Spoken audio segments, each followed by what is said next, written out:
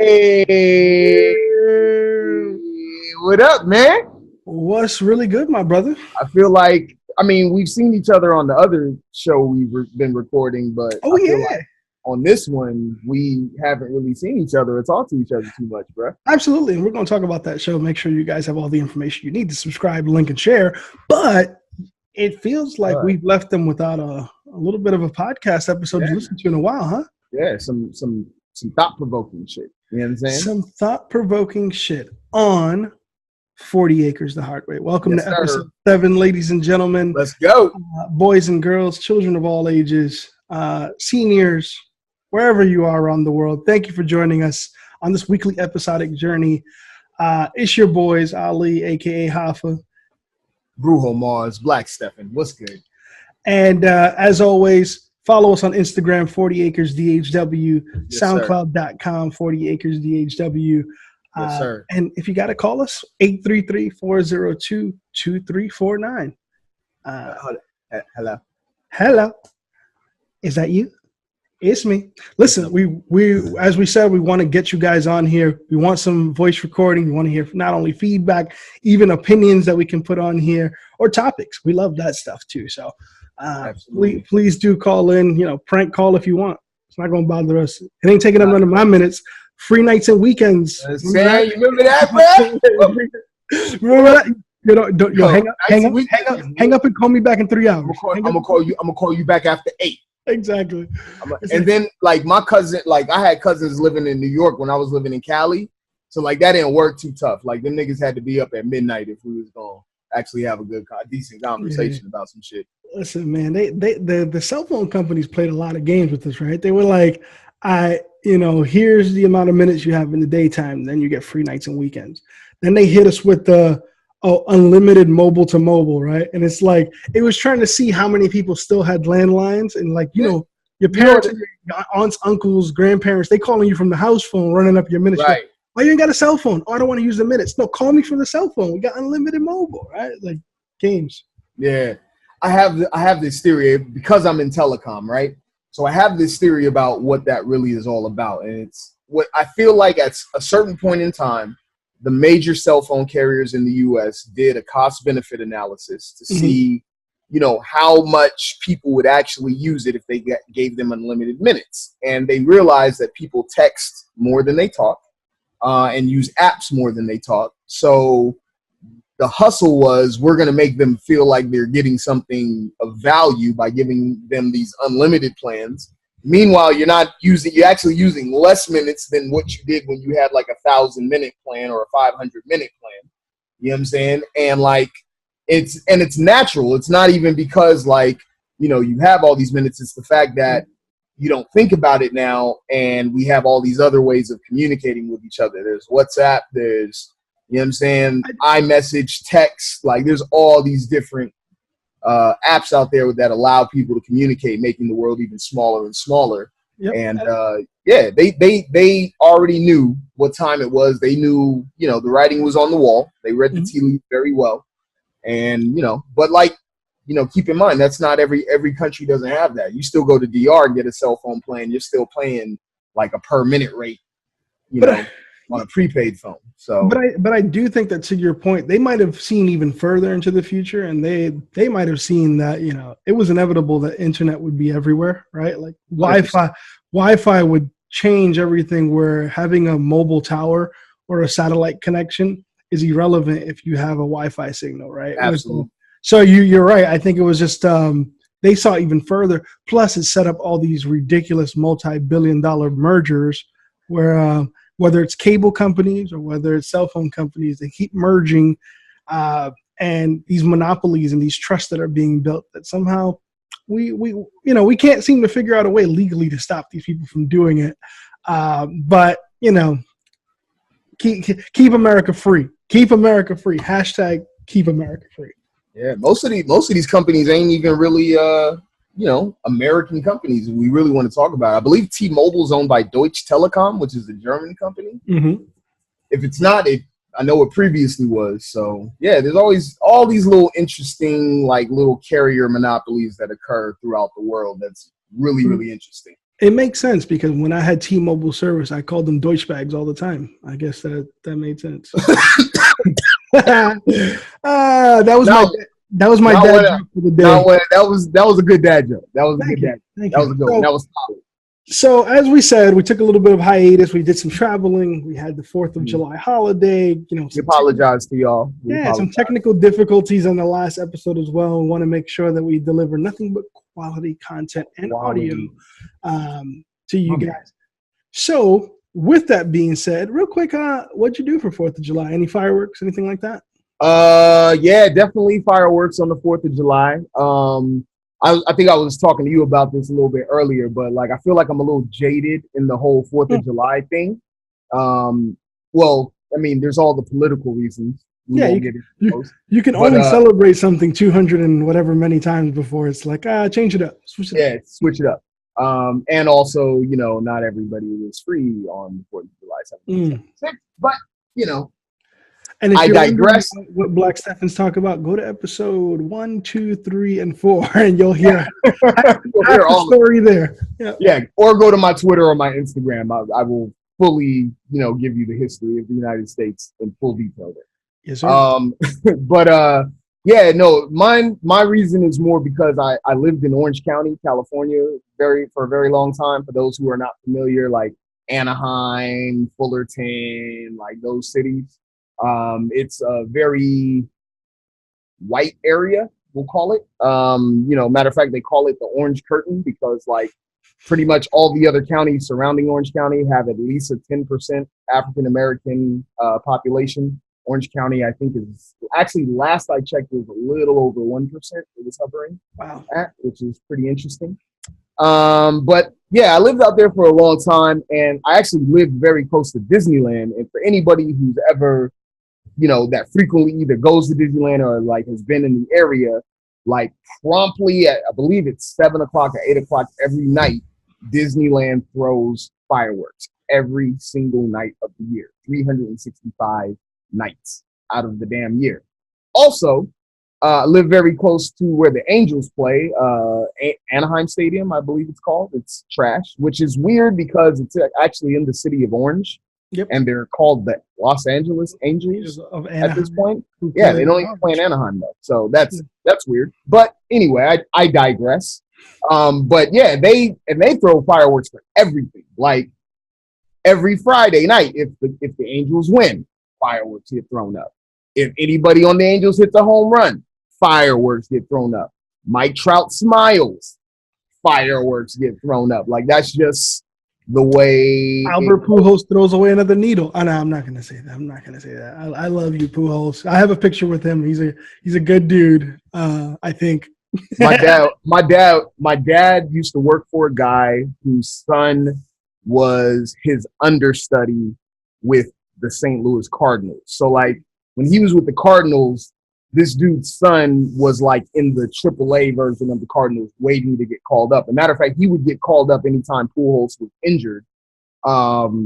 His best day in the world was when Pujols actually left and went to the Angels, because I think he actually ended up becoming like a more, you know, like prominent player in the roster today. What's his name? I forget his name. I gotta, you know what? I'm gonna text my pops, and when he texts me back, I'll let you know. So to your point about fireworks, it's like I live in Houston, Texas now, and it's like I think I was telling you as little as 4 or 5 minutes ago there were still fireworks going on. This is the I think between California and Texas is the fireworks capital of the world. Oh, it has to be. Even though, you know, fireworks didn't start here. You know who were the first people to invent the firework? Chinese, right? The Chinese. Yes, the Chinese people figured out gunpowder, and through gunpowder ended up making the fireworks. So shout outs to the Chinese people. Now, salute. And so with that, you know, I didn't do too much on 4th of July. As you know, here in Houston, all we do is have rain now. It's the new theme is we don't have 100-degree weather. We have 90-degree rain showers. So it's been fun. That doesn't sound fun at all. I guess when you don't have to leave your house, I guess it's not bad. When you have to leave your house, it's like that sucks. Yeah. Oh, you telecommute. Yeah, most of the time, right? Most of the time, yeah. If I'm not traveling, I'm working from home. So yeah. But with that said, Must be nice. well, Champagne problems. we could absolutely take some time in a future episode to talk about the pros of traveling to work versus, the cons, and the pros of working from home versus the cons. I think there's a lot of misconceptions about working from home that people are like, Number one con to traveling for work, the 405. The 405. Let's not get it twisted. I don't even live in LA, and I know those three numbers. Bro. Look. Yeah. The only two 3-digit numbers that everybody knows about Los Angeles: 213 and 405. Those are the only ones you need to know. Stay away from both. So anyway, 213 is not so bad. 213 actually has gotten a lot smaller. It's like now it's just like downtown in certain cell phones. Mm-hmm. So now, like, Long Beach used to be 213. Long Beach is 562 now. There's 424 in LA now, which is kind of weird. 323. There's all kind of 310. All kind of. We should do some research and find out how area codes came about. I know how zip codes came about, and they actually, as you move from the Northeast all the way to the West, you'll see that we start with the ones on the east side of the country and work all the way to the nines on the West, right? Mm-hmm. But area codes are so weird. Like, it's just there's no reason to rhyme or there's no rhyme and reason or how they're numbered. But what I can tell you is the reason those digits exist is what's called the North America dialing plan. So like pretty much Canada, the United States, and pretty much all of the Caribbean, or most of the Caribbean, falls under the same dialing plan, meaning that you don't have to dial an outside country code to dial into that country. So like if I dial DR, for example, 011. No 011. 011 is the international dialing. International dialing code. So 011, you don't have to hit it. You just hit 1-809 or whatever the area code. I think now in DR there's 809. Isn't it 908 too? I saw one like the reverse. I'm not familiar with 908. 809 is like the classic DR area code. But you notice it's an area code. It's not an actual country. Isn't that the name of a lounge in Dykeman now or something like that? Oh, what do you mean now? That's been there for a minute, man. Listen, 809 bar, son. Shout out to Dykeman, bruh. Shout out to the 809 bar, bruh. Trucks, the good times there. Good time smoking hookah there. Hookah. So with that said, we know we left you guys without some stuff to listen to. So we're going to talk about a couple things today, and I'm not going to lie to you. These two things are pretty near and dear to my heart. Steve's probably heard me talk about these things all the time, and we talk about it times. But Ali is very well versed in the subject. He's done a lot of research, given a lot of talks. And now, you get to hear it for free. So consider yourselves, be grateful. Yeah, and by Steve saying it that way, it makes it seem like I'm going to talk about like something Nobel Prize worthy. I'm not. It's going to be pretty simple stuff. Don't sell yourself short, my guy. Well, you know why? I guess I don't build it up because, it's that idea that we all have this common sense mentality. And the more I talk to people, I tell them, common sense isn't as common as we think it is, right? Not very common at all. And the two topics that we're going to talk about today, the first, being one that can apply in so many places, emotional intelligence. And emotional intelligence. Say it again. Emotional intelligence. Man, emotional. One more time for the people in back. Emotional intelligence. Yes, sir. So the first thing that you're probably all saying is, well, I know what that is. That's just about how smart you are. It's not. That is called intellect. And You're wrong. Intellect is measured with something called an IQ, right? So you've probably heard of an IQ test where they test your rhyme and reason through logic and mathematical equations. Heavily skewed in certain social areas as well, but we won't count that. Yeah, it's your typical standardized test intended to demonstrate that some people are smarter than others intentionally, right? Right. But EQ is actually the way you measure someone's emotional intelligence. Not equalization. Not The Equalizer 2, starring Denzel, coming out later this month. Shout out to Denzel. Shout out. Yo, I feel like I've seen like the commercials for that movie like for the last like 5 months. Like I feel like that movie should have been out already. Yeah. It was hidden for a long time, and then once it came out, it's just been like a flurry of trailers. And I don't even think he's like, I haven't seen him on TV either, so it's interesting. Like I think it's just the commercial just keeps playing, and so that's all it is. There was one thing that they did with the NBA during the finals where like he was in the commercial. But it was strange. It was really strange. Was it the one where he was sitting in a Cadillac? He had a gold chain on. LeBron was sitting in the passenger seat. He said, "Welcome to LA, son." Is that what he said? My nigga. I know you like to get wet. I know you like to get wet. Man. But anyway, so emotional intelligence, right? Now, EQ is the way you measure emotional intelligence.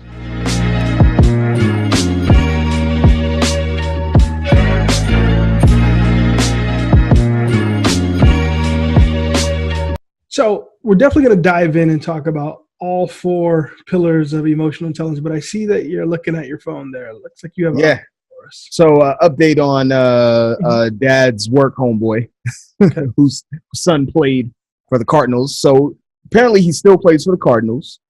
Xavier Scruggs is his name. Xavier Scruggs. Yeah, I know him. He still plays for them, yeah. My dad works with his dad, at least until Friday. My dad's retiring on Friday. Oh, really? Yeah. We got to talk about, we got to have your dad here on the show one time to just talk about, working that many years here in America. 100%. Well, so this is what I'm trying to do. The Lakers have opened up like a customer service position. Mm-hmm. So I was telling my dad, I was like, if you need to fill your hours, go out for this job. You might get hookups on, on some tickets or some shit. Yo, Lakers, holla at us. We'll take tickets. Look, 100%. LeBron, holla at us, man. Word. I'll work remotely if you need me to answer phone calls for all the ticket sales you're gonna be getting. Now I'll do that. Got no problem. We're out here. So see, this is what I'm saying. I know you're gonna become a Laker fan, like low key. Like that is the most exciting thing about LeBron coming to LA for me, is that like Ali and I are gonna be rooting for the same team. It's so weird because it's like every time I get closer to being excited about it, I see him in that gold and purple, and I'm like, yeah, and it just holds me back. I know that by the time the season comes around, I'll probably be like 99.9% all the way bought in on the Lakers. Yeah. Are you buying a jersey? That's my question. Are you buying a Lakers LeBron jersey? So I have not bought a LeBron James jersey ever, nor have I bought his Zooms either, which is actually pretty disappointing. I should get probably a pair of his Zooms. But so I've actually had more pairs of LeBron shoes than you have? Yeah, pretty much. That's kind of interesting. He's also played on more of your teams than he has of mine, because I didn't have a team. You have a team. So he's playing for the Lakers, which is your team. He hasn't played a game yet.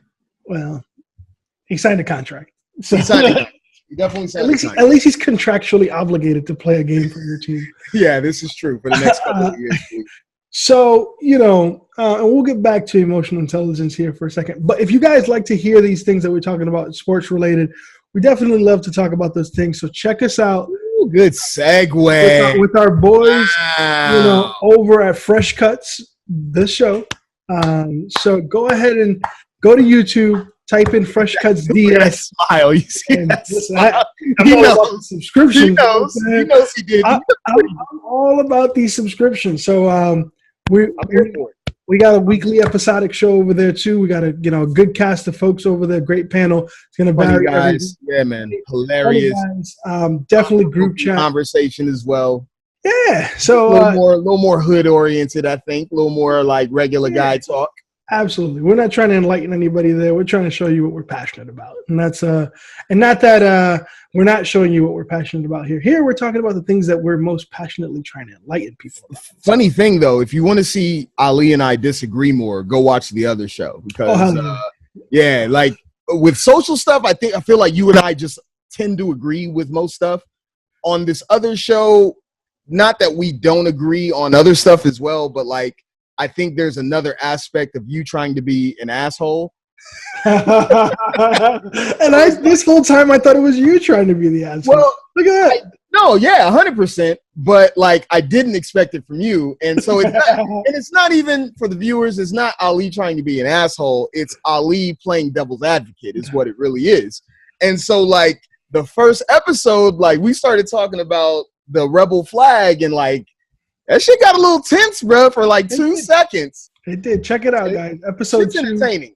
Fresh Cuts DS, Fresh Cuts the show.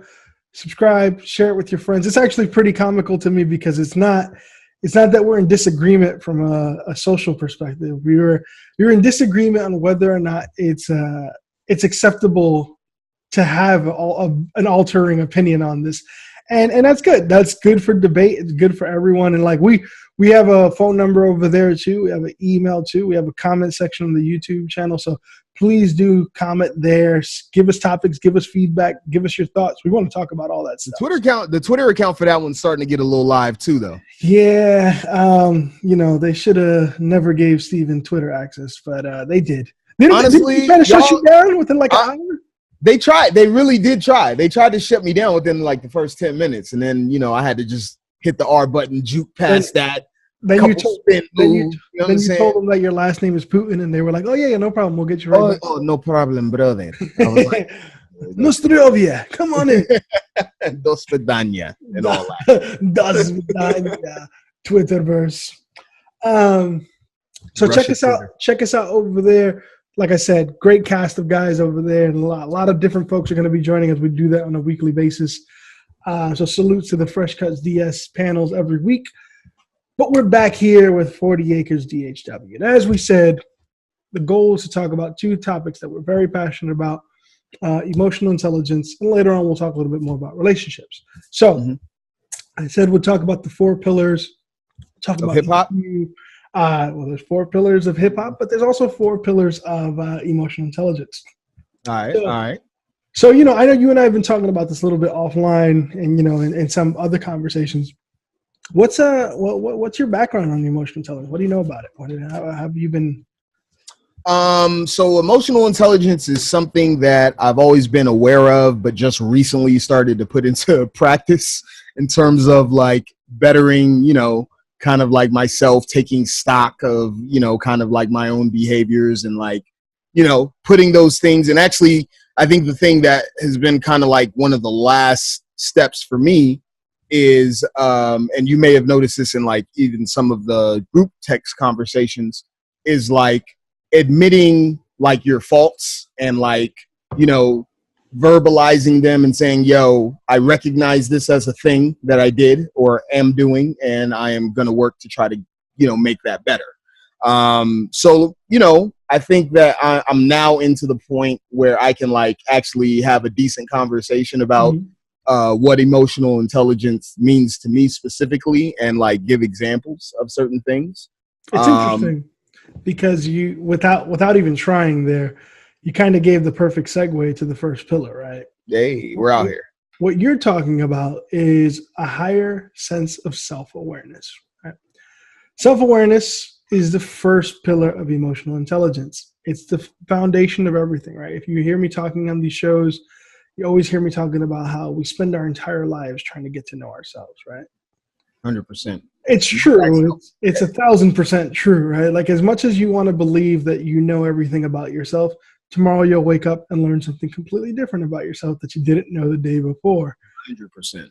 And and if you don't, you're not really reflecting in probably the most adequate way.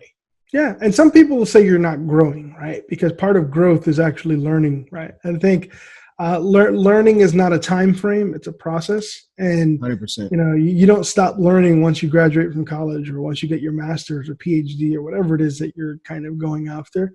Learning is not about education per se; it's actually about the level of growth and growing wisdom through experiences, through conversations, through reflection, as you mentioned. So self-awareness, right? And I think self-awareness is pretty important in the world because I think that I would say the ability to identify your own emotions and characteristics and behaviors leads to the second step, and we'll talk about that in a little bit here. But like, even how you were saying, just reflecting on some of the stuff that you say in group chats, or even going, man, I think the first step in self-awareness is that first time that you go, should I have said that? You think I was wrong for doing that, right? And it's not only about being wrong, right? It's like, it's not about whether or not something is morally constructed as right or wrong. It's, what was your intent when you did what you did, when you said what you said, and how was it received? That's dependent on, the people in front of you, and that's where the next pillars of emotional intelligence come into play. But self-awareness is so important, because knowing that way that you react to things and the way that you feel about things allows you to move into a space where you can actually regulate yourself a little bit more. Right. I mean, it's just everything you're saying is just, kind of my thought process is, there's a reason why this is the first pillar. This is really the first step to any type of self-improvement, is really self-awareness. I think you have to be able to be honest with oneself, not lying to oneself. That actually reminds me of this thing I was watching the other day with Bruce Lee. I think he says something about that specifically. But but yeah, man, knowing your strengths and weaknesses, knowing your drives, knowing your values, your moral compass, those are all parts of, hallmarks of self-awareness. But I also believe that, like, doing this work, it's what helps you improve your self-confidence. It's what helps you stop, like, kind of the self-deprecating humor that, some of us use in awkward moments. You know what I'm saying? The way that we speak to ourselves and not just necessarily others. I think, the way we treat others, that's the outward, portion of self-awareness. But super, super important is, like, the way that you view yourself, the way that you treat yourself, self-love, all of that has, its place in this first pillar. Absolutely. What you're talking about there is actually the fact that folks who aren't self-aware tend to also be not hurtful to others as much as they are hurtful to themselves, because they tend 100%. Not to be able to adjust to the environment that they're in. So they do things that are self-detrimental. So like, one of the examples that you'll hear is, like, a person who gets nervous very easily, but doesn't like to admit that they get nervous. By not admitting that you get nervous, you also you don't behave accordingly. Right. So you end up doing things that are detrimental to yourself. These are the people who deal with anxiety issues and mental deficiencies that they cause themselves, right? Not chemical ones, but ones that they put themselves into, right? 100%. And it's like, hey, you know what?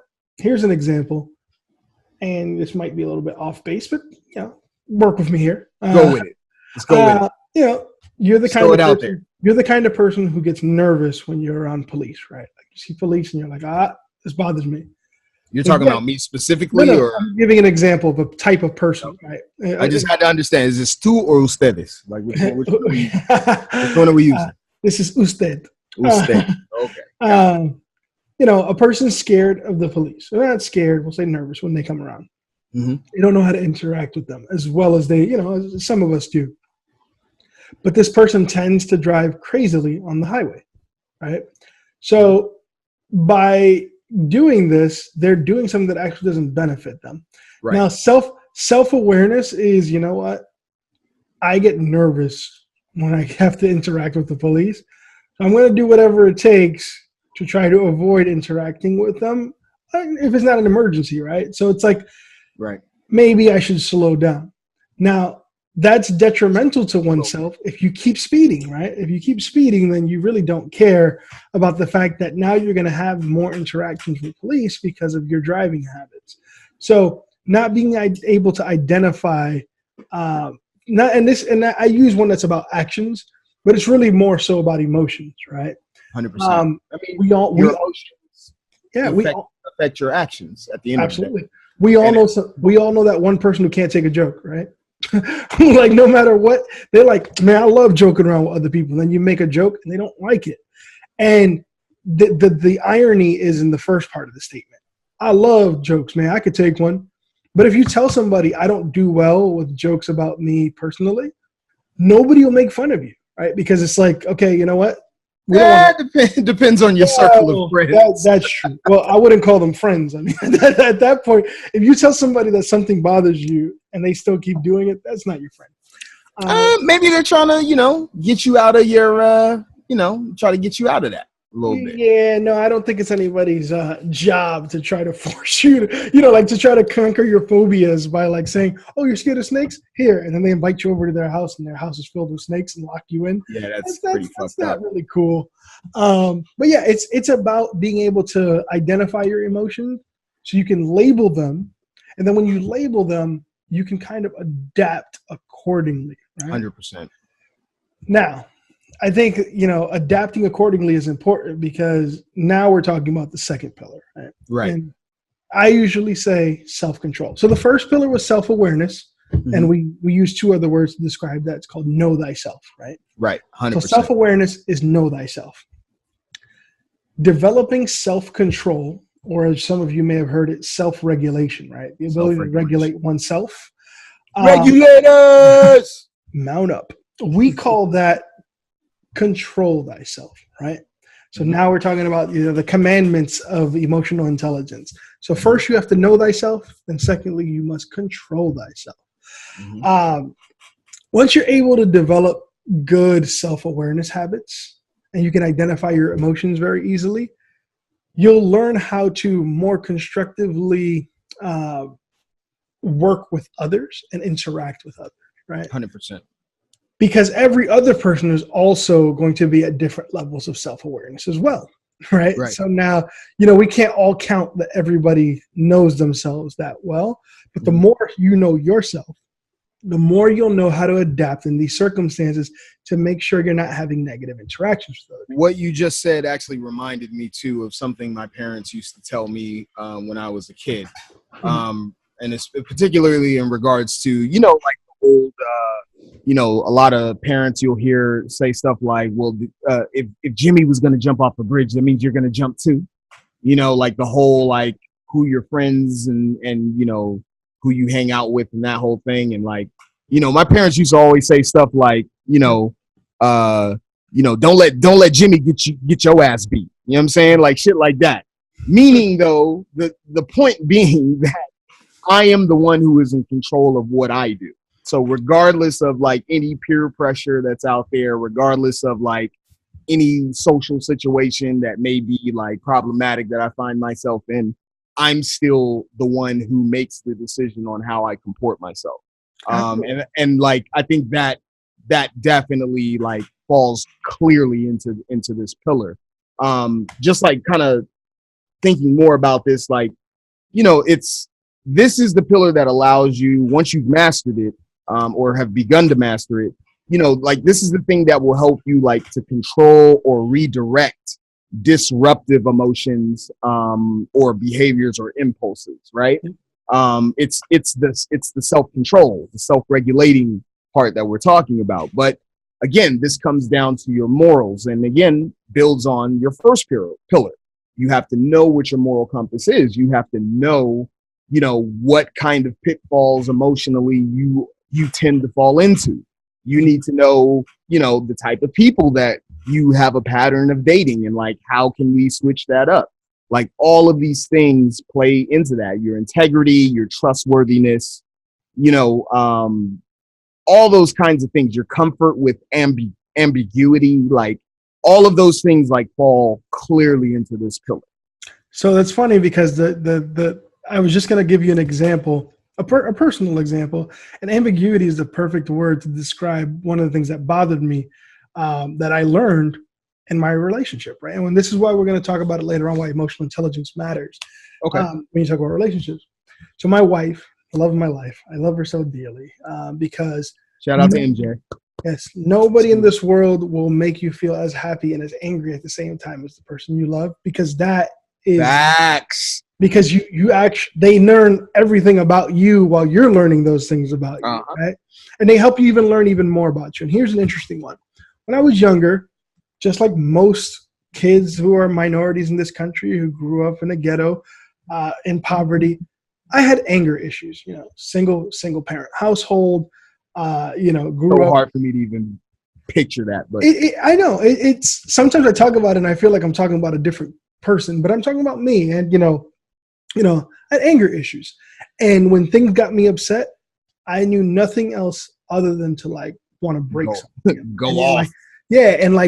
Take this rage and put it into a form of physical expression, right?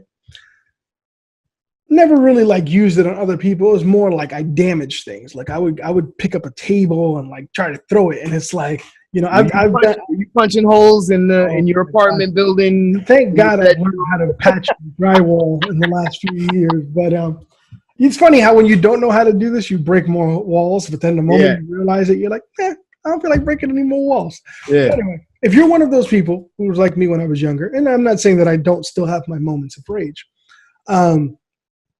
What I did, I would get angry. I'd want to break something, and then I wouldn't want to talk. And I would want to hold that in. Then eventually I would come out of it, go back to normal, or sometimes I'd hold it for a long time. So I'd be like 3 days without talking to somebody. And it's talking about my mom, my sister, people in my own household. And I'm like, I'm not talking to them. Right. And they would tell me how that's not good for me, right? Like, it's like, you don't really want to just go 3 days. And I was like, whatever, that's just the way I deal with things, right? Mm-hmm. I got older, finally met my then girlfriend, now wife and mother of my children. And she grew up differently. People got really angry, but they were in each other's face until it was over.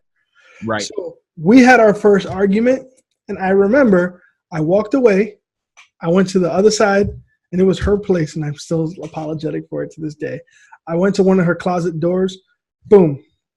Punched the hole. No. And she's like, yo, what are you doing? And I was like, I don't want to talk right now. And she's like, no, what are you talking about? You don't want to talk right now. You just punched a hole through my closet door, and now you don't want to talk about it? She's like, nah, nigga, we going to talk about this. That's not cool or whatever. And I'm like, yo, I just need to be left alone, right?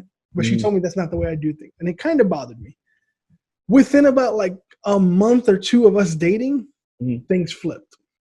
We had an argument, and I kept going after her going, let's talk about this. Let's talk about this. And she's like, I need just 10 minutes by myself. Yeah. She's like, I'm about to roll something up and just disconnect with everything right now.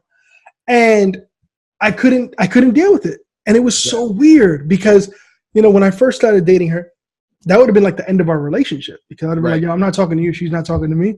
Fine. We're talking to each other.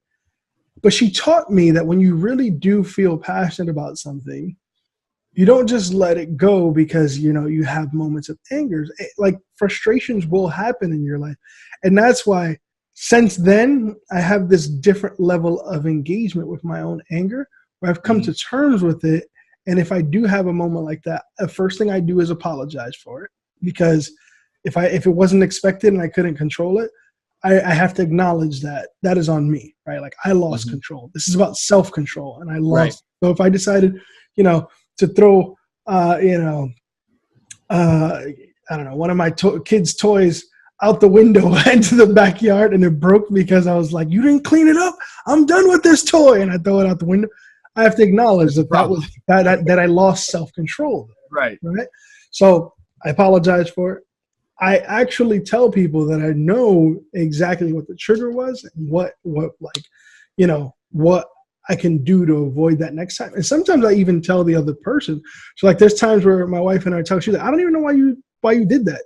She was like, we were just talking and you decided to slam a door. And I go, because you said this. And she goes, really? That bothered you? And I go, yeah, it did. And now she's learned something that I learned today too, right? Like that really bothered me. So now I won't do things like if I see a conversation escalating, I go, let's relax. We're wilding out. And she'll be like, I don't want to fight. And I go, me neither.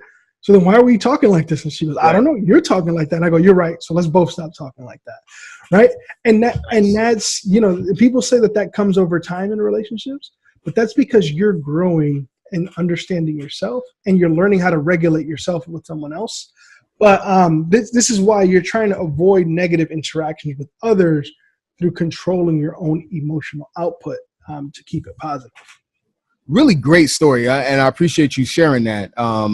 Particularly, you know, with your, it's, you know, story with your now wife, and I know a lot of people don't like to share, you know, stories like that, but that's dope. And like, I think like as men in particular, us sharing stories like that are very helpful to other men who, like, you know, are trying to attain those same kind of things, like how to have successful relationships, how to, you know. And one of the things I say is that I tell this to a lot of people that I know, is that I didn't have any examples of like successful relationships growing up. Like my parents divorced when I was really young. Both of my parents like have been remarried and re-divorced. Like, you know what I'm saying? Like it happens. And you know, I was remarking to my aunt, even because my aunt got married later on in her life. I think she was like, you know, 40, 50 something actually when she got married to her current husband. And but I noticed the way that they interact together, and like the way they interact is very different from like any of the other relationships I witnessed growing up.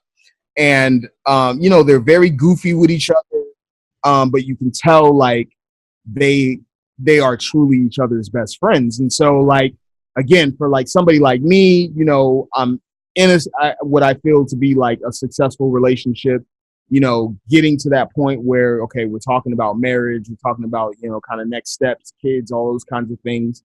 And I just think like a lot of men don't have those kinds of examples. So like, shout out to you for sharing a story like that. You know, especially on a platform like this that I know is most likely going to be heard by like, you know, men of color, in particular, like men that come out of similar neighborhoods like the ones we came out of. And I think like neighborhoods like that tend to breed, you know, whatever the opposite of the antithesis of self-awareness is. Like, I feel like that's kind of like what the streets kind of teach you is like, nah, it ain't me. Suppress. Exactly. Suppress. And so like, I just think it's good to hear stories like that, you know, from men, and in particular men of color, and in particular men of color who come from, you know, areas like we come from. Yeah, no, and you know, I think I'm one of many people who have all these kinds of stories. I think promoting the fact that you can learn from every experience is something that, you know, that I take very personally.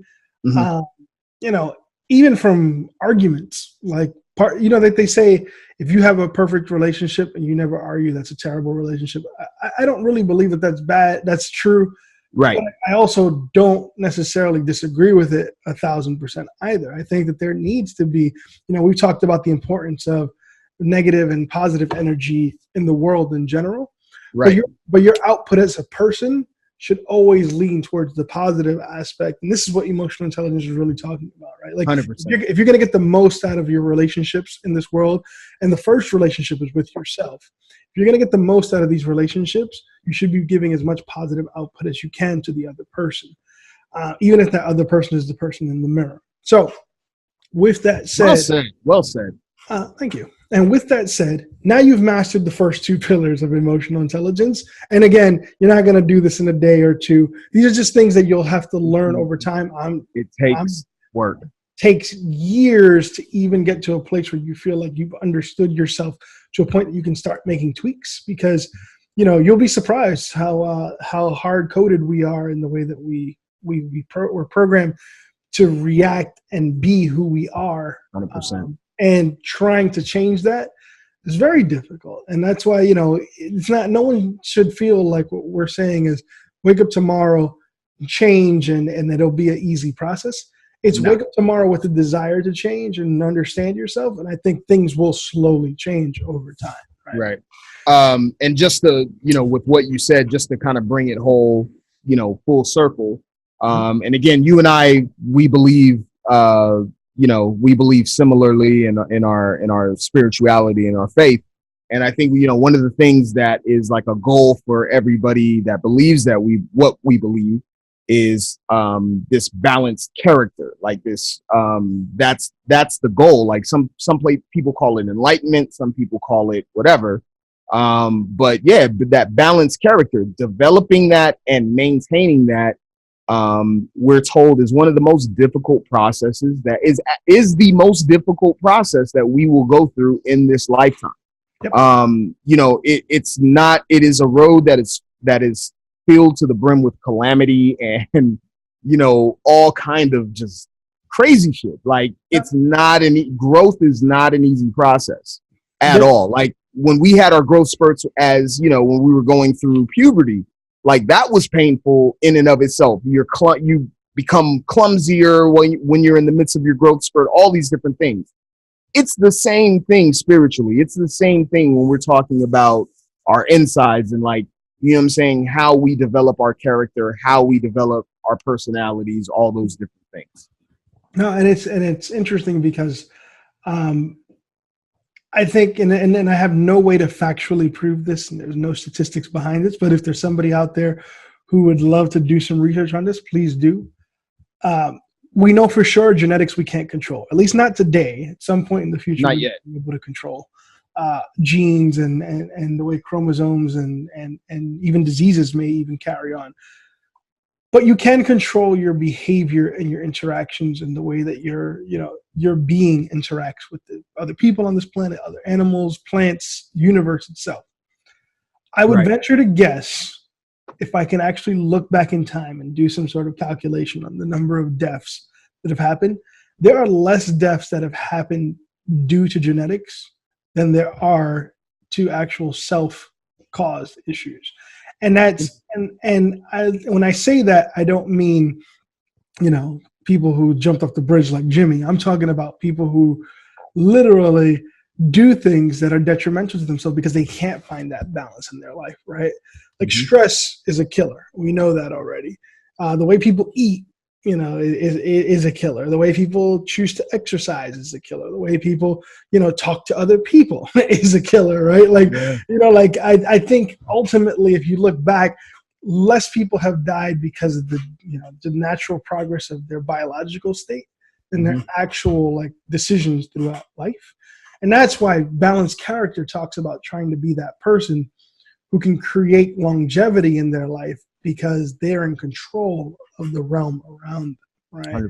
100%. Self-awareness, self-control, right? So know thyself, control thyself. Now, in my story, you heard me talk about me and how I saw things in this argument with my wife. But it's also her point of view that matters as well, right? Absolutely. And this is where developing empathy comes into play. So the third pillar, developing empathy, or as I like to call it, social awareness, right? Being aware of the people around you's emotions. So empathy, a lot of people mix it up with sympathy, right?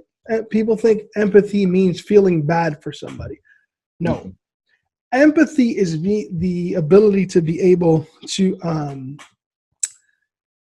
see somebody's point of view, put yourself in their shoes, and understand their perspective.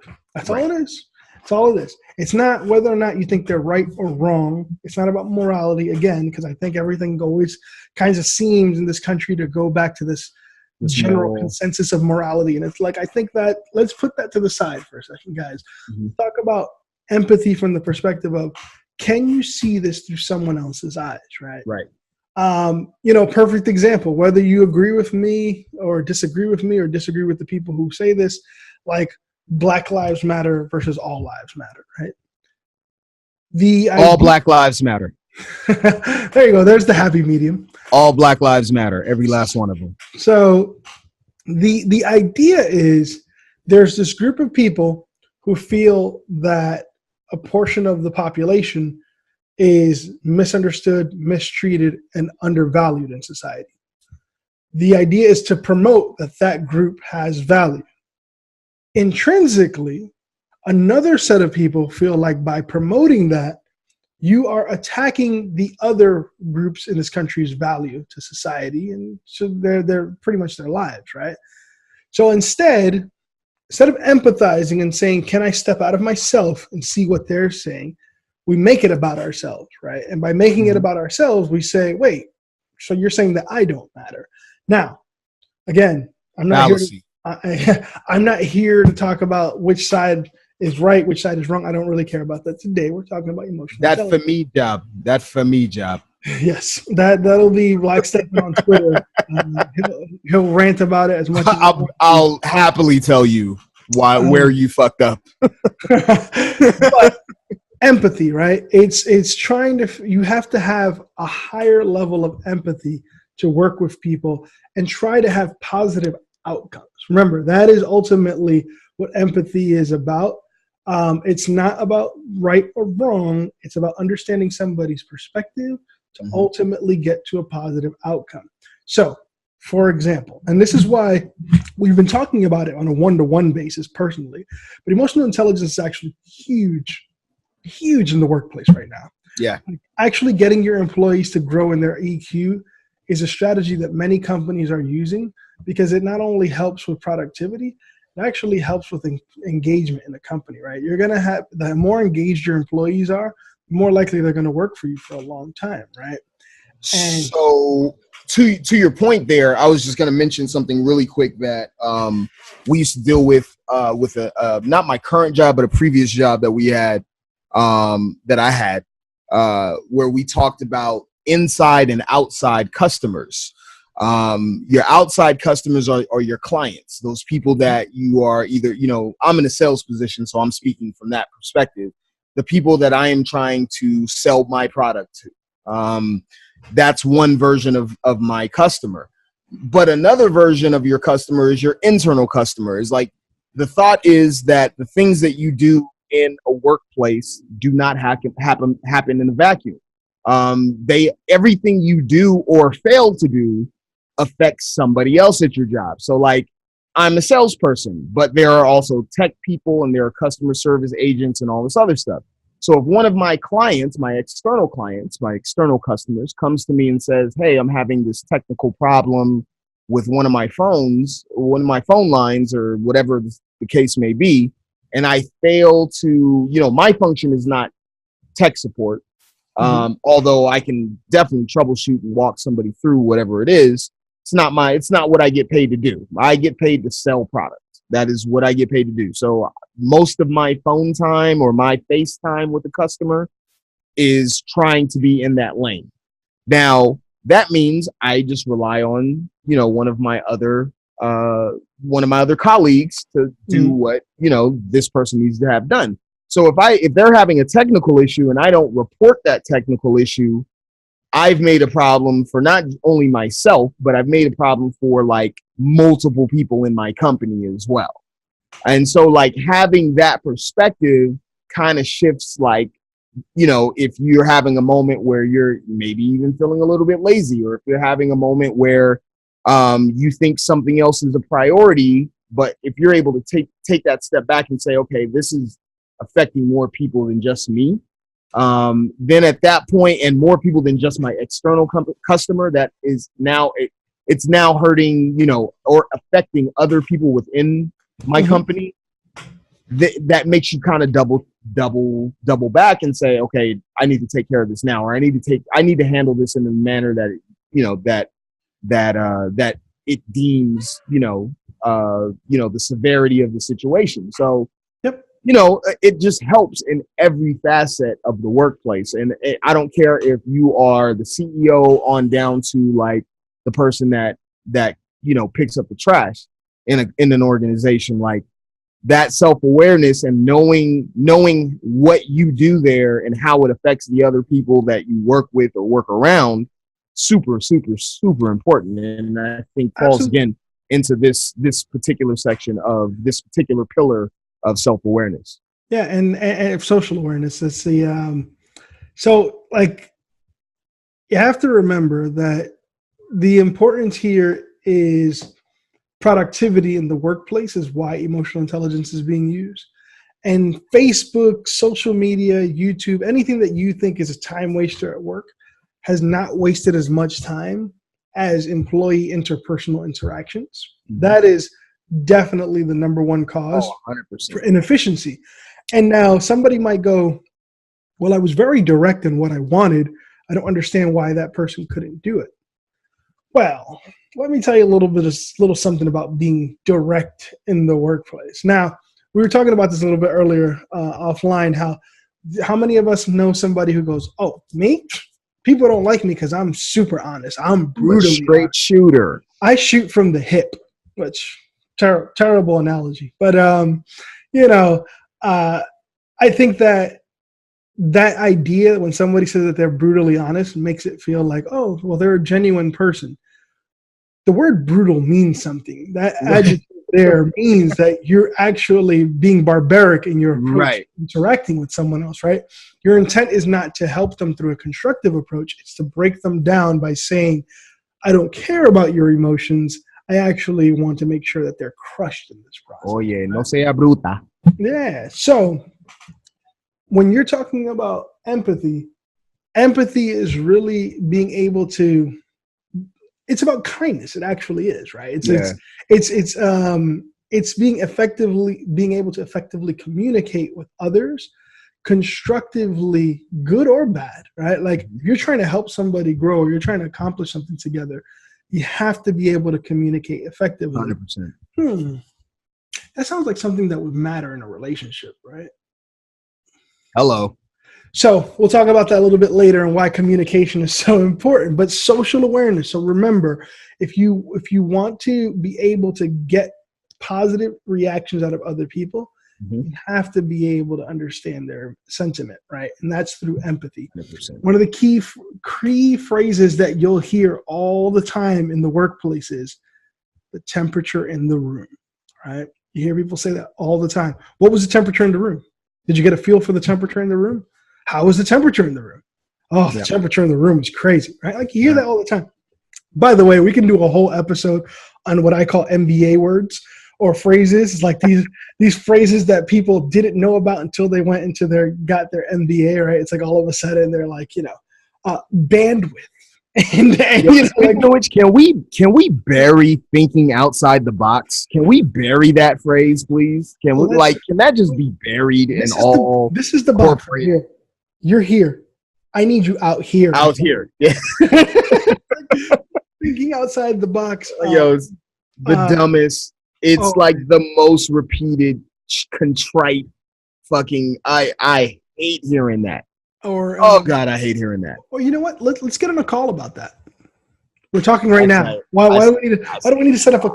But I do too. I'm not even lying. I definitely do say that. But we're talking right now, so why don't we address it now? Well, because we work in a different pattern, right? Like patterns of work are different, and that makes sense. But even like being dismissive of other people's opinions, thoughts, and feelings. 100%. This is where this applies to leaders of people. Right? If you're a leader of people, and I've done this before, I've led large groups of people, small groups of people, and I looked at myself as one of them. I always did. I never thought I was beyond them because I had a title or a pay grade, right? Right. Now, how do you make sure everyone feels valued? You listen to them. All you have to do is open your ears, and that's empathy. Empathy is giving somebody a chance to talk and actually, without a predetermined bias, hear them out. Right. So that's now, just a couple other just points for the workplace as it relates to empathy specifically. Being able to develop that muscle of empathy will help you in your expertise in attracting and retaining talent. Super, super important. Yep. Your ability to develop your understudies or the people that you manage, the people that you lead. Your ability to develop that is super, super important in any leadership position, managerial position. And again, you cannot effectively do that without having first, developed your ability for empathy. And then like one of the key things I think, like, especially nowadays, 2018, is sensitivity to cross-cultural differences. Like we see things with like the Me Too movement, people are getting fired for like previous behavior that was once acceptable, that is no longer acceptable. Again, taking the temperature of the room, the ability to do these things. All of that comes back to your ability to be, your ability to display empathy or your lack of that ability. So I have so much to respond there. So I'll be very brief with 3 quick Okay. points. First, to the last point that you said about the times and like the temperature in the room. I think I told you this. I watched Eddie Murphy's Delirious again on Netflix. Uh-huh. Such a good stand-up. If you've never seen it, watch it. Feel uncomfortable, but laugh. Please laugh. You got to remember the time. It was 1983. And there's a moment where he talks about like domestic abuse. He actually says, man, times have changed when, men can't slap a woman no more. And I remember I kind of like, Cringed. I cringed in my seat saying, did he say that? The crowd laughed. And he said, nowadays, women will fight back. He said, it's much different. He said, I remember, and he actually said this verbatim. He said, I remember I tried to hit my girl the other day and she said, he said, she got me back psychologically. He said, she took a step back and said, maybe you should go take a nap. And he said, and that's when I realized she was going to try to kill me while I was sleeping. Now, again, in 1983, remember the time. Is it offensive? Probably, because people who suffer from domestic abuse probably don't find that funny. But he's a stand-up comedian. Or laugh very nervously. Yeah. When that joke was being told. Yeah. So I was like, man. But there's a lot of things. Even the way he starts off when he's talking about homosexuality, like that was really like in your face. And look, man, I think we can both agree that we're both, very much fans of 90s hip hop. Mm-hmm. Very problematic lyrics. Like when Absolutely. you go back and start listening to some of this shit, you're like, oh. Yeah, and again, I'm nodding my head though, but these are signs of the times and growth, right? Because I'm pretty sure Eddie Murphy, if he did a stand-up today, wouldn't say the things he said in 1983. 100% not. The rappers who rapped in the 90s, when they get on stage now, they even censor their own lyrics. They don't actually sing them verbatim because they don't feel comfortable saying something. Funny how they're able to do that, but white women can't stop saying the N-word when. Man. So the funny thing is, you ready for my inappropriate dad joke, my second one? Oh, we got another one? Yeah, you talked about the empathy muscle and how it's important to grow it. But I've been told by several people that my empathy muscle is pretty big. That's just what I've been told. Hang on. Oh, that was the joke? Oh, yeah. That was it? Yep. See that uncomfortable feeling you had there when I said that people have told me that my empathy muscle is pretty big? Yeah. I felt a little uncomfortable. That was a little uncomfortable. But that was a little uncomfortable. Even from like, we're like 1,000 miles. You've seen it. Have you not seen my empathy muscle?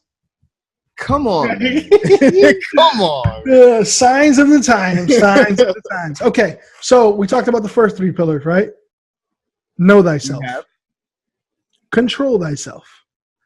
Know others, right? So developing empathy is knowing others. Now we talked about now we're controlling others, right? Absolutely not. So no, this is not the Donald Trump course on emotional intelligence. No, so this is where probably Donald Trump lacks the most is those last 2. It's developing empathy and then lastly, developing social skills. I think all of these. You think Donald Trump knows himself? How well do you think Donald Trump? Like, he knows himself enough to keep tweeting the same stuff over and over again, which means that he feels comfortable in it, right? Like, I don't think it's that. Ignorance is bliss. I also think that if you create a character in your mind that is the best thing in your life, then guess what? That's right. And he's created this mind state that who he is and how he performs is what people should aspire to be. And if that's the case, again, this is why I talk about how morality has twisted the way that people see things. Mm-hmm. Because like him thinking that the things that he says are right and good or just, like whatever it is that he uses to validate his opinions, his thoughts, his behavior, has limited his own growth as a person and as a social person as well, right? I was actually listening to Josh Brolin. And if you don't know who Josh Brolin is, he played Thanos in the Avengers. He played in Sicario. He's Cable in Deadpool. Very well-known actor. Mm-hmm. And he went on Stephen Colbert's late night show, and he was talking about how he was a friend of Donald Trump at one point, but he's like, that guy, and they don't get along anymore. Mm.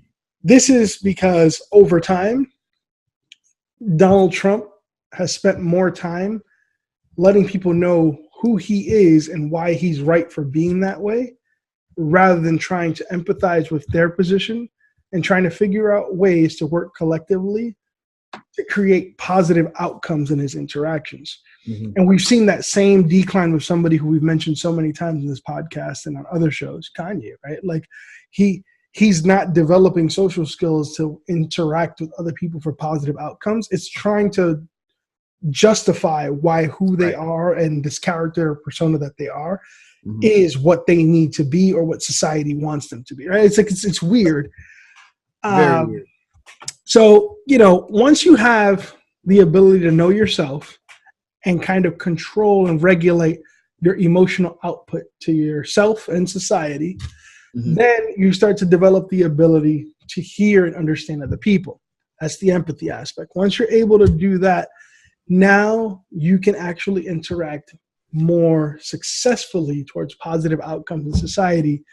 And that is what I call social management, right? Okay.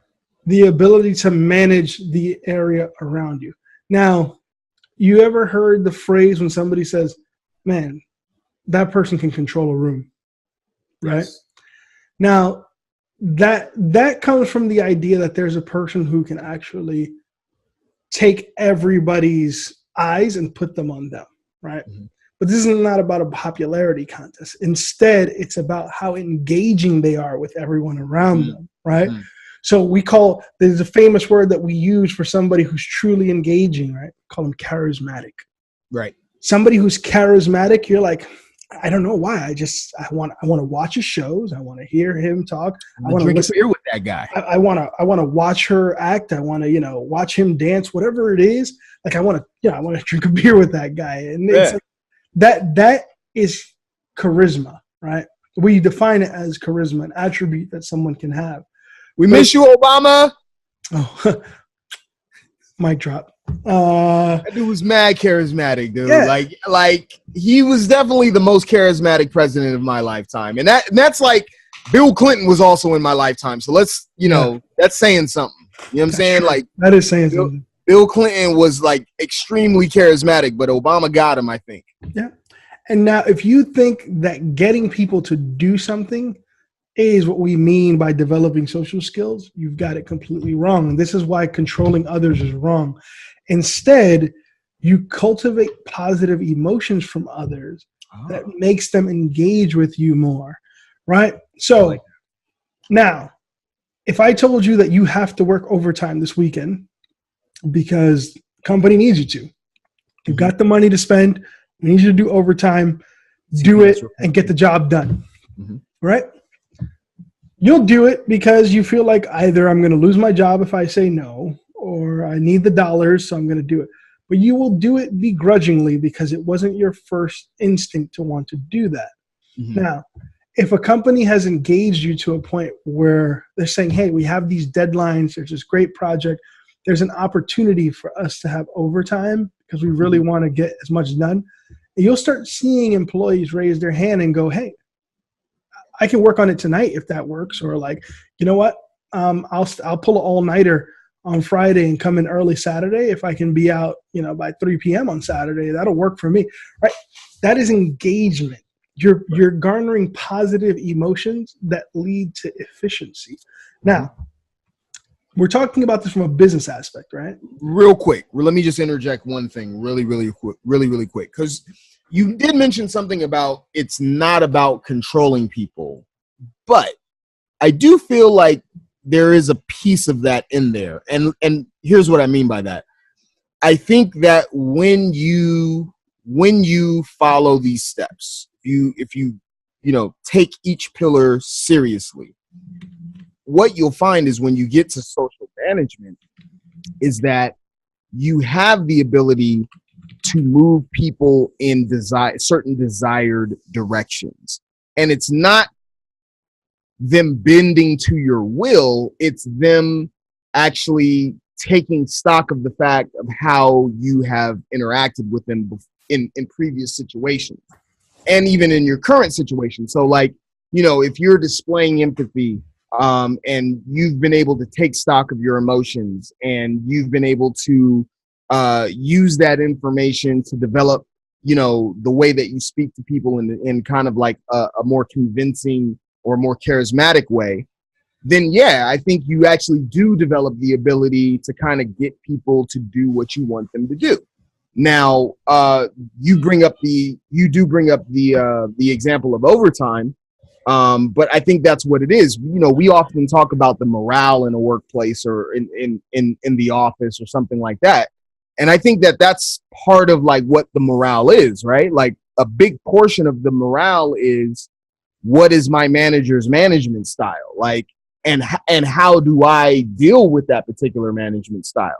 Now, as an effective manager, if I am not only self-aware, but now I am using that self-awareness to develop certain skills, to become more charismatic, and also to develop my empathy for you, I am not going to speak to you in a manner that's going to turn you off to what I'm asking you to do. Mm-hmm. So low key, high key, there is a certain amount of like, mind meld, like, these are not the bots you're looking for type shit that kind of comes into play. It's like it's a less aggressive way of getting people to like do what you want them to do. So, but I think it's much more effective. Yeah. So here's the interesting thing, because I definitely would love to talk about this on another podcast, because what you're actually talking about are leadership styles, right? Right. And, leadership styles, and there's all these exercises that you can do where there's different kinds of employees, and there's different kinds of leaders.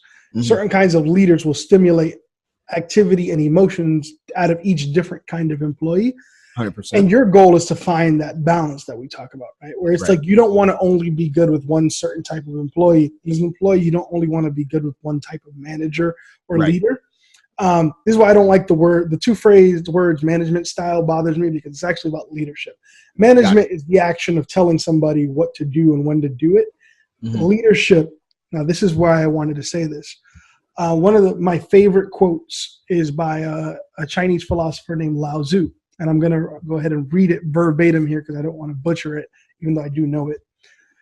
Lao Tzu says, "A leader is best when people barely know he exists. When his work is done, his aim fulfilled, they will say, 'We did it ourselves.'" That's what a leader is. And I've always lived by that, right? Which is, if you talk to anybody who I've worked with and who's reported to me, I said, my goal is always to make it that if you took me out of my role, mm-hmm. it'll still work exactly the same as if I was still there. Right. Because as a leader, I want to bring the best out of people. Some of the best leaders in business, actually, like one of the guys that I think, influential in this generation, Steve Jobs, may he rest in peace. He said, you don't hire smart people and tell them what to do. You hire smart people and let them tell you what to do, right? Mm-hmm. And that's him acknowledging, listen to your employees, right? Mm-hmm. But I say all of that because I think the word manipulation has this negative connotation to it, right? Right. But in reality, manipulation is an act of being able to control the form of something and change it, right? Right. When you want your child to behave better because they're not listening, that's manipulation. You're gonna manipulate their way of feeling, right? When you're frustrated and you're one of those people who's so like bitter and salty that you want to make someone else mad, mm-hmm. you're trying to manipulate them into feeling just as bad as you. Now, the word has this negative connotation, so you don't want to say it. But in reality, the best leaders have developed excellent social skills because that charisma, that ability to keep people engaged, mm-hmm. actually leads to people following. One of the most charismatic leaders in the history of all time, mm-hmm. you know who he is? No. Phil Jackson? He's the most zen, I think. Okay. But he actually goes by the name of Jesus Christ. Okay. And the reasoning is, take away the stories of him being the Son of God and this mythical person. Think of him as a leader of people. Right. he actually went to the contrary of what the religious nature was at the time. The religious nature of the time was scriptures and mandates that forced you to believe in morality and faith. And he tried to find his people to believe through natural desire. Like, I'm not here to make you follow me across the desert. I'm here to tell you that there's another way. And those people felt that he was so charismatic that they followed him through the desert, right? True. Very true. Now, it started off with 12 people according to the Bible, and now it's millions across the world, right? That is leadership, right? A guy who 2018 years after his death, according to the time that we go by, is still leading millions of people. How is that? That's charisma. That's his social skill. He actually engages to a point that, to your point, slight fallacy in your point, but I'm gonna shoot you some bail. Go ahead. We'll challenge it. Well, I was just gonna say that, you know, things like the Spanish Inquisition and like bending people to your will and the forcible conversion of people, you know, it plays a big part. But you're absolutely right. That was a time period. Yeah, 100%. No, and to the fact that it survived that means that it means something more to those people. Yes, 100%. Yeah, so I agree with you. I agree. I don't think that those millions of people were all like, I decided to follow. Happy converts. Many were like forced to at some point, and they felt like they, you know, and that's why, you know, I think we talked about this before, and then we'll kind of wrap here on emotional intelligence. We talked about how it's important to challenge your own beliefs and even your own faith, because it's not about, you know, trying to break your own faith. It's actually making it stronger through the belief that someone can't come to you one day and go, do you really believe in what you believe in? And you go, I'm not even sure. Right. So we can blind faith. It's blind faith is not real faith. Right. It's you got to challenge it a little bit. And there are places where you do need to have some blind faith. Right. I do think that there are cases where you need to have it, but yeah, agreed. Yeah. And all of this matters. And we've talked about it a lot from the business perspective of things. But remember, guys, emotional intelligence, know thyself, control thyself, know others, and now manage yourself appropriately around others, right? It's a life thing. It's not just about business. 100%.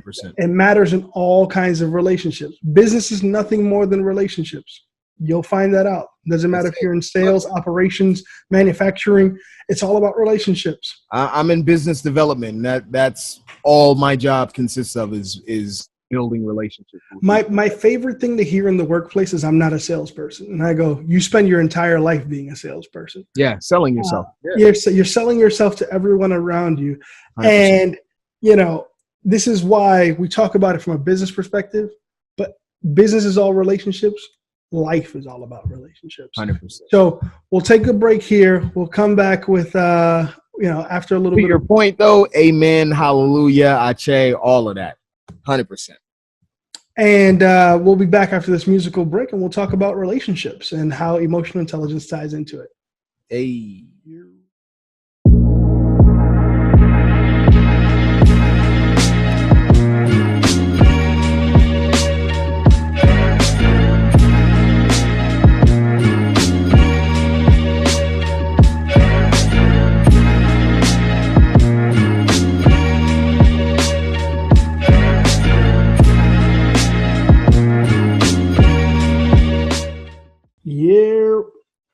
And we're back from our quick musical break there. Yes, sir. I had to give him a little Drake. You know what I'm saying? It's the new hashtag do the shiggy. Is it Higgy? Shiggy? I forgot what it is. My coworker posted one of those challenge videos this weekend. We were on his head tough. Did he botch it? No, he actually did a decent job. But it's the fact that he's grown and getting out the car and dancing and doing the heart symbol. Well, it's good. I love it because it's like, especially when you see all these couples out there doing it, it's awesome. You know what I mean? Like, absolutely. I think things that bring the world together through social media is actually pretty dope. So as cheesy as they are, and even childish as some may say, I still think doing it. Do it because they're bringing us closer. 100%. And speaking of bringing us closer, Emotional intelligence is about you looking to get closer with other people. And looking to get closer with them and keeping them engaged is about relationships. Now, during the break, Steven and I were talking, and we're like, you know what? We don't want to sell you guys short. Nah, not at all. We don't do that here. Yeah, we don't want to. Not on 40 acres. We don't do that here. Not on 40 acres because we do it the hard way. So we don't do things the easy way. So therefore, rather than cut you short on this topic of relationships, we're going to turn this into a 2-part episode. So we're going to come back to you with the next topic of relationships on the next episode. I'm going to dig into the personal bag on the relationship one too. Y'all going to want to hear some of these stories. Yeah, absolutely. Like you said, it's important for people of our backgrounds, our cultural backgrounds, our social backgrounds, our religious background, to talk about how these things have impacted the way that we interact with others, both, socially and personally through relationships, right? So definitely looking forward to that. But with that, we got to give them the update. Which update? Is it lit? Is it time to get that lit? Update? Oh, is it time to get lit? It's lit. That means me, right? Okay. We're getting lit today, guys. I know you've noticed. So first of all, the smoke. Usually, it's lit report is there's a 2-pronged attack that we usually use. There's the smoking, and then there's the drinking aspect. The smoking, you guys have seen me. I've been puffing this hookah all episode long. I got my Luna hookah, hookah situation going on. You can't really see it. Actually, let me grab this so you guys can see it because it's kind of dope. It's kind of amazing. It's an all glass hookah. You see that? Yeah, buddy. Yeah. So all glass hookah looks fire when the smoke's going through it and all that. Get yourself one. Just Google it. You can find one. So that's the smoking aspect. The drinking aspect. Y'all know I've been on this natural wine kick for a good minute. I've drank the Kool-Aid, guys. Like I'm fully here for. I don't know if I'm gonna drink like any regular wines from here on out. Like I go to a restaurant with my girl, like they give us the wine list. We're like, no, we're not interested at all in any of this. The wines we have at home are just so fire. Like we've actually been asking, doing like BYOB and bringing your own bottle now to places. So like we've actually inquired several places about like the corkage policy and fee and like all these kinds of things so that we can in fact BYOB. And one of the reasons we want to be a YOB is because this is the quality of shit that we've been drinking as of late.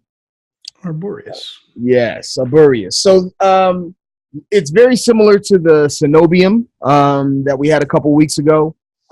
It's, as a matter of fact, it's the same winery, the same developer, Paolo Bea, out of Sicily, Mount Etna area. The really crazy thing about this particular wine, though, is that it comes from what's called a pre-phylloxera vine. Just pause real quick. Pre-phylloxera. So this is a term I just recently came across and learned about. But what happened is in the 19th century, 1800s or so, particularly in Europe, there was this mite, this very small, almost microscopic insect called a phylloxera. The phylloxera devastated the grape crop of Europe in the 1800s.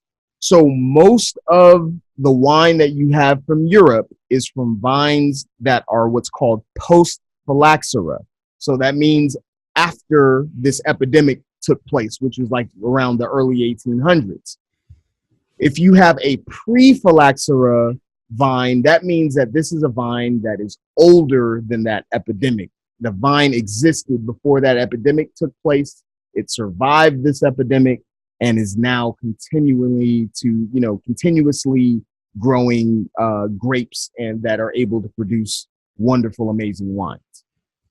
So this is a pre-phylloxera wine from a vine of, the meaning the vine is over 200 years old, which is like just kind of amazing in and of its own self. But again, you get a lot of that old flavor in the wine. It sounds very weird, even though the grapes are produced seasonally every year. the vine is very, very old. And what happens because that vine is very old, there's a lot of different tinctures, a lot of different flavors, a lot of things on the nose in the bouquet that you don't get in a traditional wine. The other thing about this wine is that this is what's called a skin contact wine. If you look at the color of this, this is not your traditional white wine color. It's very, very orange. And what happens is in typical white wines, the typical fashion of making white wine is that you peel the grapes so that the skins are not on it. In these, in skin contact wines, there's usually a minimum of about 4 weeks that the skins stay on the actual grapes at the mashing process. And that's what leads to the different color. But I would definitely say this is like definitely a more summer wine, very drinkable. Alcohol, because there's no sulfites added at the end, the alcohol content is very, it's the same alcohol content as in a traditional wine, but just you taste it a lot less. You don't get a hangover. A lot of people, anybody that has experience drinking just straight up wine, drinking a whole bottle or even 2 bottles, 3 bottles, that headache that comes with that shit at the end. It's not pretty. Does not happen with natural wine, guaranteed. So look, man, I'm trying to get everybody on this shit, trying to get everybody to kind of open their palates up a little bit and try some natural wines. I mentioned to you off the air that I'm going to a natural wine festival in a couple weeks in San Diego. Mm-hmm. Super looking forward to that. I'll probably have some content to post at some point, whether it be on the Instagram, the Twitter, or even on the show. But yeah, man, that's the It's Lit report. Get yourself, Paulo Bea, man. Google it. He makes amazing product. This Arboreus is no different. The Cenobium that I had a couple weeks ago, I actually ended up getting a different version of the Cenobium last week, which is even more fire. I'll probably have that on the episode. But look, man, hookah and the shit just goes together, bro. Like, puff something, doesn't need to be illegal or weed or anything like that, man. Just get you a nice little, nice little hookah. Make sure you don't skimp on the tobacco. Get you a decent tobacco, to put in your hookah. But drink it with this. Wash it down with this. This is amazing shit, man. And as long as you just try it, I guarantee you, like, yo, Merck tries to talk shit about me. Merck always talks about my trash wines. He's never had these before, though. He wants some. I know he does. And if you don't know who Merck is, definitely check us out on Fresh Cuts DS, as I mentioned, on YouTube. Fun show, talk about these things as well. So Arboreus is the wine. Pablo, if you're out there listening, listen, man. We got advertising. Paulo. Listen. So Paulo is the father. I think the father passed away. But the name of the producer, the guy that actually is on the ground doing all this stuff, his name is Gianpaolo. I know I fucked that up. Does he play for the Yankees? He does not. It's not Mr. Stanton, unfortunately. That would make it. I'm sure you would go out and buy several bottles of that. Absolutely. I'd fly him to the Bronx for autographs. Listen, no, but seriously, we always have advertisement slots, and we love nothing better than to get people aware of what's happening out there. So that was the It's Lit report. As always, thank you, Black Stephan, for the enlightenment there. So now we'll close here with our fortune cookie. Well, this week, our fortune cookie actually says, as we break it open here, and of course, we use a virtual one. We don't use a physical one. I think we need to have that sound, though. We need to have the fortune cookie breaking sound. We'll talk about that off air. We'll get there. And today's fortune cookie actually says, learn from your mistakes. Try not to make them again. Now think about that, guys. And we hit them randomly, so this isn't predetermined. We actually hit reload and select a new one. So learn from your mistakes. Try not to make them again. What is that talking about? That's talking about growth. That's talking about wisdom, right? Wisdom is the art of learning from your mistakes, learning from the mistakes of others, learning from the experiences which you've gone through. #growth. #growth. And we talked about how self-awareness is the key pillar of beginning your emotional intelligence improvement and your key journey in life, right? And that's learning from the things that you've done, the mistakes that you've made, people you've hurt, the people that you love. All right. So do that. The people that have hurt you. The people that have hurt you. And that's why we're here to always tell you guys, learn from somebody, talk to somebody different. You'll get a lot out of conversations. Even if they're, they're not your favorite kinds of conversations, you'll still learn something from them. 100%. And actually, those are probably the ones you'll learn the most from. And that's why if you're one of those people, we want you to call us at 833-402-2349. Get it. Or follow us on Instagram at 40 Acres DHW. We're putting this live as always on soundcloud.com/40 Acres DHW. Follow us there. If you want to email us, 40acresdhw@gmail.com. As always, we appreciate you guys taking this weekly episodic journey with us. As always, that's your boy Ali, a.k.a. Hoffa, joined by Black Stephan, Brujo Mars, out here. We appreciate you. Salute.